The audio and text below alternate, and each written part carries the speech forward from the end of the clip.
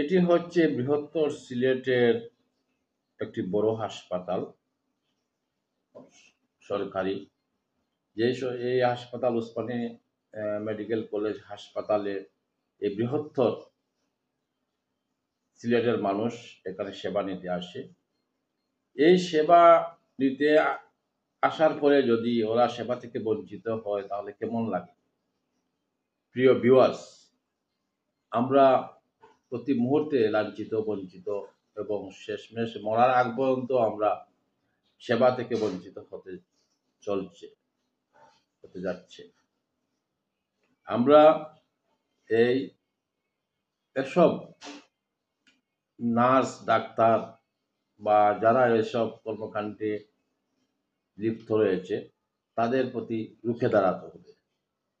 আমি যারা জনপ্রতিনিধি, যারা নেতৃত্ব দিবেন তাদের প্রতি অনুরোধ করব, এই বৃহত্তর সিলেটের এই উসমানী হাসপাতালকে দালাল মুক্ত করুন এবং যারা এখানে দায়িত্বরত রয়েছে ডাক্তার, নার্স, স্টাফ সহ তাদেরকে সতর্কবাণী দিন, সতর্কবাণী, যে সতর্কবাণী দিলে আমাদের বিভাগের, আমাদের বৃহত্তর সিলেটের মানুষ আসা মাত্রই যেন সেবা পায় এবং তাদের সাথে যেন ভালো আচরণ এবং সুন্দরভাবে একজন রোগীকে দেখে।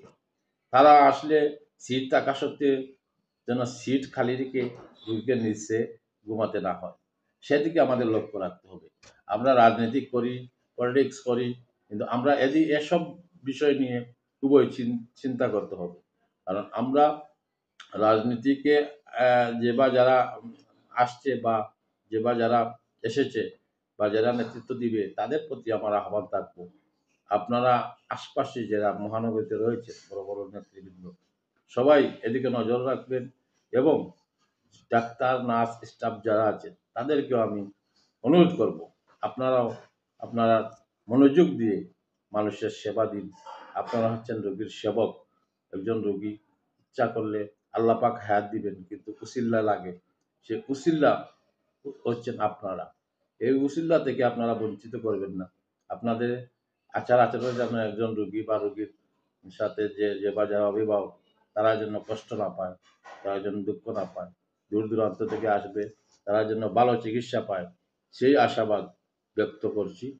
ভালো থাকেন, সুস্থ থাকেন। আল্লাহ হাফেজ।